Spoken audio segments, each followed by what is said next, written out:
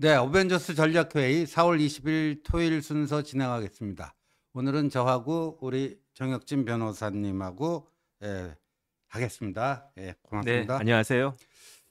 그 본 주제 들어가기 전에 한 두 꼭지만 좀 간단하게 좀 살펴볼 텐데, 이 조작과 오보의 대명사가 된 그 MBC가 또 사고를 쳤습니다. 어제 낮 12시 19분이었는데요. 이스라엘이 이제 이란을 공격하지 않았습니까? 근데 이스라엘이 이란을 공격한 것을 저기 지금 보시다시피 미국 본토를 공격했다. 이거 황당한 오보를 냈습니다. 그래서 간밤 뉴욕 증시가 혼조 마감한 가운데 국내 증시가 크게 하락하고 있다. 미국의 금리 인상 우려에 대해 이스라엘의 미사일이 미국 본토를 공격했다는 소식에 하락폭을 키우고 있다. 야, 뭐 이거 역대급 뭐 날리면 바이든이야 뭐 그 좀 귀가 안 좋아서 잘못 들었다지만 이란 공격하고 미국 공격하고 이거는 헷갈릴 문제가 아니잖아요. 그런데 이걸 이렇게 했어요. 그러니까 막 댓글에는 MBC가 은근히 이스라엘하고 이란하고 동맹국인데 그런 식으로 뭐가 틀어지는 걸 은근히 바래서 저런 무슨 오보를 냈느냐 하는 겁니다. 참 어떻게 보셨어요?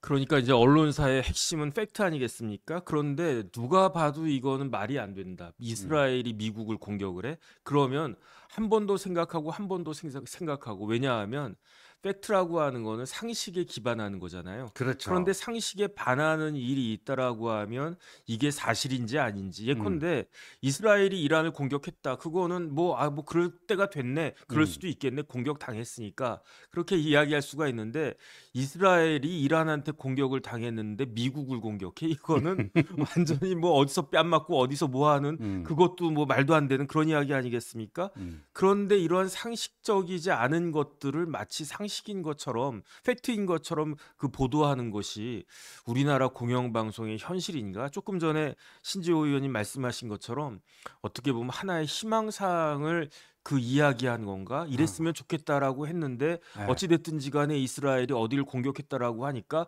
자기도 모르게 그냥 미국 공격한 것처럼 그렇게 이야기한 건가? 제 생각에는요, MBC가 제대로 그 사과를 갖다 해야 될 것 같고, 예. 우리 국민들, 우리 동료 시민들은 MBC의 그 기사에 대해서, 보도에 대해서 이게 맞는 건지 틀리는 건지 다시 한번 검증하고 봐야 되는 참 그런 어처구니 없는 일이 생기고 있는 것이 아닌가 싶습니다. 그래서요. 그런데 이게 이제 제가 어제 그 낮 12시 10몇 분에 이런 오보를 냈다고 그러지 않았습니까? 근데 그거를 어떻게 처리를 했냐면요. 1시간 한 30분 정도가 지난 어제 오후 1시 47분에 이스라엘의 미사일이 이란 본토를 공격했다. 아까 보여준 그 화면에 그것만 수정해 놓고요. 오보가 발생한 경위라든가 사과드립니다. 이거조차도 하지 않았어요. 그런데 이게 단순한 오보로 그치면 모르겠는데 지금 우리나라 경제 특히 주식 시장 이런 것들은 모든 것들이 다 연결되지 않습니까? 네, 그러니까 가짜 뉴스 하나에 그 휘청휘청할 수도 있는 것이 지금 우리나라 경제 증권 시장 이런 것들인데 그렇죠. 만약에 뭐 저 같은 사람이 야 이스라엘이 미국 공격했댄다 그렇게 이야기하면 그걸 뭐 몇 명이나 믿겠습니까? 하지만 MBC, KBS 이런 공영 방송에서 저런 걸 했다라고 하면 설마 MBC가 실수했겠어? 그렇다라고 하면 저 말 맞는 거 아니야? 그런 식으로 사람들이 반응할 수밖에 없는데 예, 그런데 어떻게 제대로 된 사과도 없이 그냥 넘어가려고 하지? 저는 그게 도대체 납득이 되지가 않고요. 예. 이렇게 되다 보면은 이게 양치기 소년같이 돼가지고 음. MBC가 무슨 보도를 한들 거기에 대해서 그 신뢰가 가겠는가? 저는 그런 생각이 듭니다. 저것도 나오잖아요. 코스피가 이스라엘이 미국 본토 공격으로 2% 넘게 하락했다. 아까도 말씀드렸듯이 이스라엘이 미사일 공격을 미국 본토에 했기 때문에 나스닥, 뉴욕 증시가 팍 꺼진 상태에서 그거에 영향을 받아갖고 국내 증시가 지금 큰 폭으로 하락하고 있다. 어제 오후 12시 19분이면 국내 증시가 지금 거래가 진행되고 있던 와중 아닙니까? 그러니까요. 다른 그러면 데도 그 아니고. 거래에 영향을 미쳤을 수가 있잖아요. 충분히 미치죠. 저게 예. 만약에 사실이었다라고 네. 하면 만약에 사실이었으면은 저 코스피가 2%만 빠졌겠습니까? 네. 10% 20%까지 빠질 수 있는 그런 당연하죠. 문제가 아니겠습니까? 그렇죠. 근데 전 진짜 납득이 되지가 않는 네. 게요. 저희 때는 이제 언론 고시라고 그래가지고 음. 언론사 입사하는 게 거의 뭐 그 고시처럼 뭐 행시 사시 이런 것처럼 어렵다라고 그랬었어요. 네. 그다음에 제 친구들 중에도 굉장히 우수한 친구들이 이제 언론사 입사해가지고 다 열심히 활동을 갖다가 했는데 언론사 중에서도 KBS, MBC 이런 데는 월급도 다른 데보다 많고 그래가지고 굉장히 치열하게 경쟁이 치열했거든요. 네. 근데 요즘은 도대체 언론사의 그 기자들 그다음에 그 간부들이 어떤 생각을 갖다 하고 있는 것인지 자존심도 안 상하나? 제가 그러니까요. 봤을 때 신문사는요. 네. 옷 하나만 나와도 그 부끄럽다 창피하다 이러고 있지 않았습니까? 그런데 MBC에서 저렇게 대형 말도 안 되는 그러한 그 오보를 갖다 해놓고 그냥 구렁이 담 넘어가듯이 넘어가려고 하나? 지금 도저히 납득이 되지가 않습니다. 그러니까요. 이게 지금 MBC 그 제3노조 있잖아요. 여기가 그 MBC 노동조합 제3노조 자유민주 쪽 여기서 지금 뭐 방금 전에 우리가 지금 얘기를 하고 있는데 방금 전에 제가 이쪽에서 긴급 성명서를 받았습니다. 예, 받았는데 여기 이렇게 나왔네요. 이거를 보니까 자회사에다가 용역을 맡겼대요. MBC 보도본부 디지털 뉴스룸은 인터넷 뉴스 관리를 용역회사에 맡겨오다가 박성재 사장이 오면서 정식으로 자회사인 IMBC와 용역 계획을 체결하고 방송 뉴스를 리포트와 날씨, 증권 섹션별로 인터넷 기사화하는 일을 맡겨온 것으로 확인됐다. 어제 오보 사고는 그 자회사인 IMBC로부터 파견 나온 직원이 증권 뉴스의 방송 음성을 문자로 전환하는 프로그램의 오류로 이스라엘이 미국 본토를 미사일로 공격했다는 내용의 글을 그대로 인터넷 뉴스로 전환해 출고시키면서 발생했다. 근데 이게 방송 음성을 이걸로 쳐가지고 문자로 옮기는데 그럼 바이든하고 날리면 그거 헷갈릴 수가 있잖아요. 네네. 근데 이란하고 미국이 헷갈리나요? 뭐 MBC라면 그럴 수 있는 거 아닌가? MBC는 할 수 있습니다. 이해가 되네요. MBC라면 가능한가요? 왜냐하면 네. MBC가 네. 적자가 굉장히 심하잖아요. 음. 그래서 MBC가 제일 부러워하는 데가 어디냐? KBS인데 KBS는 왜 부러워하냐면 수신료가 따박따박 이제는 좀 바뀌었지만 얼마 전까지만 해도 수신료가 따박따박 들어오는데 MBC는 수신료가 들어오지 않지 않습니까? 그다음에 이제 제 후배가 MBC에서 아주 고위직에 있는데 그 친구가 뭐라고 그러냐면 선배들한테 굉장히 부끄럽대요. 왜 부끄럽냐? 그 많은 분들은 이제 상상도 못 하시겠지만 옛날에 80년대, 90년대 막 이럴 때에는 MBC 뉴스데스크 시청률이 30%가 넘어갔어요. 그때 그랬죠. 그래가지고 그때는 MBC 뉴스데스크가 넘버 원이었어요. 그랬던 시절이 있었어요. 엄기영 앵커가 진행할 때. 그렇죠. 그럴 뭐 때가 그 아주 그래가지고 이제 제 후배들이 입사할 때가 90년대 말 뭐 이때 이제 입사를 갖다가 했는데 자기가 입사했을 때 MBC 뉴스데스크가 30%가 넘어갔다라고 했는데 그때 지금 한참 MBC 빠졌을 때에는 뉴스데스크 시청률이 한 3%밖에 안 나왔거든요. 지금은 좀 회복이 돼가지고 뭐 한 5, 6% 정도 나오는 것 같은데 네. 그런데 왜 시청률이 그렇게 나오니까 MBC가 돈을 벌 수 있겠습니까? 네. 계속 적자가 쌓이고 있는 거예요. 적자가 쌓이고 있으니까 그러니까 저런 식으로 이제 뭐라 그럴까 나사가 하나 빠진 것과 같은 그러니까 악순환이 계속되는 것이 아닌가. 그러니까 그 해결 방법은 딱 하나 있는 것 같습니다. 그냥 정도를 갖다가 걷고 네. 정론을 갖다가 펼치면 그럼 회복될 수 있을 것 같은데 지금 저런 그 실수를 갖다가 보니까 그 날이 언제 올까 참 감감하다는 생각이 듭니다. 예, 참 어이가 없습니다. 어이가 없어요. 이거 어떻게 해야 됩니까, 참. 예. 그리고요, 또 하나 좀 우리가 눈여겨봐야 될 게 이 털보 김어준이 김어준 개인으로 산 게 아니고 김어준이 대표로 있는 주식회사 딴지그룹이라고 있죠. 딴지일보. 네네. 딴지일보 내는 거의 주식회사 딴지그룹이랍니다.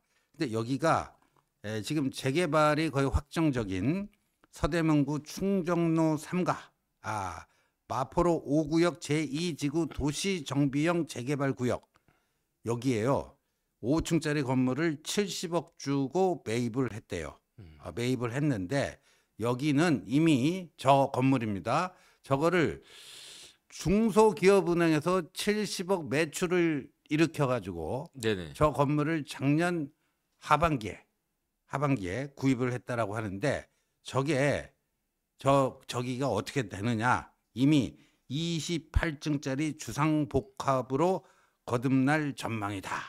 아, 이런 거네요. 그러니까 여기 보니까 이게 저기가 저 옆에 우리나라에서 제일 오래된 아파트 충정 아파트라고 있잖아요. 네네. 충정 아파트도 저기가 포함돼 가지고 그 일대가 같이 저 건물하고 충정 아파트하고 묶여 가지고요.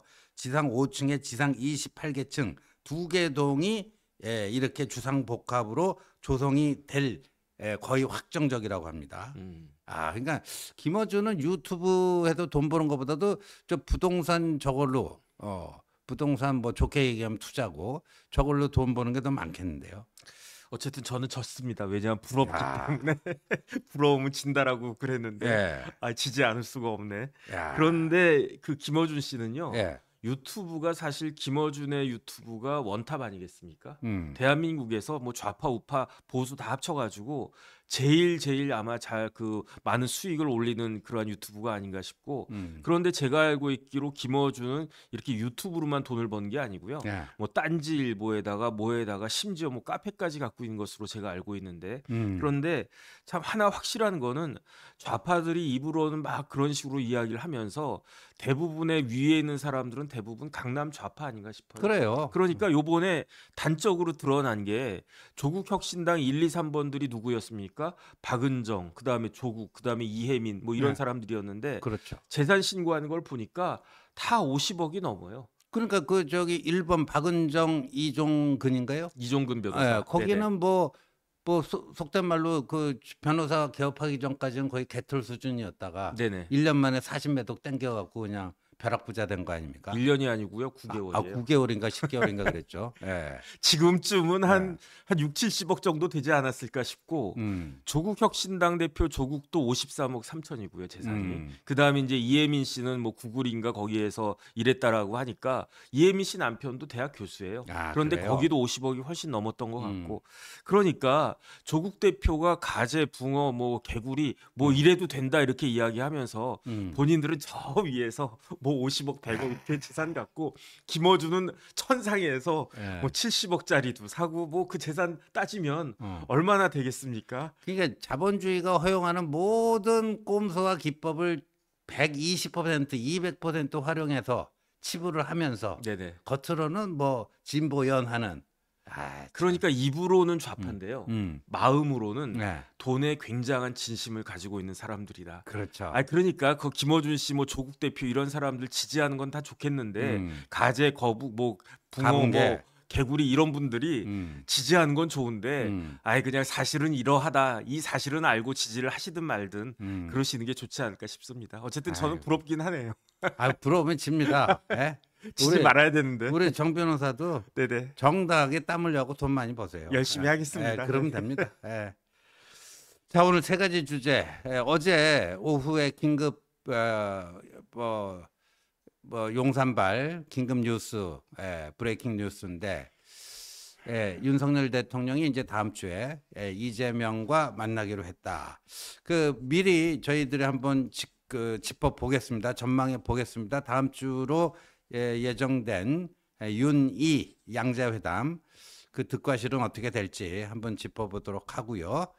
두 번째는 그 이재명, 이재명이 아니라 이화영. 근데 이화영이 뭐 수원지검에서 술판 벌여갖고 자기가 이재명 유죄로 불라 이렇게 회유당했다. 이게 이제 거의 이제 신빙성을 다 상실을 했습니다. 만신창이가 됐습니다. 하도 여러 차례 진술을 바꾸다 보니까. 그런데 묘하게도 민주당은 여기서 발을 빼질 못하고 있습니다. 발을 빼기는커녕 국정조사, 특검까지도 적극 검토하겠다. 오히려 더 세게 나오고 있습니다. 발을 빼야 되는데 오히려 더 세게 들이밀고 있는 그 속사정이 무엇인지 거기에 대해서도 한번 좀 살펴보도록 하고요. 마지막으로 지금 국민의힘 전당대회가 6월 말 뭐 7월 초 이쯤 되지 않을까 하는 얘기가 나오면서 이제 국민의힘 지지자들 상당수 내에서 한동훈 전 비대위원장이 다시 등판해야 되는 거 아니냐. 이런 또 목소리가 시간이 갈수록 커지고 있는데 거기에 대해서도 저희들이 한번 좀 들여다보도록 하겠습니다. 자, 여러분들 보시면서요. 좋아요 많이 눌러주시고요. 또 응원 많이 부탁드리겠습니다.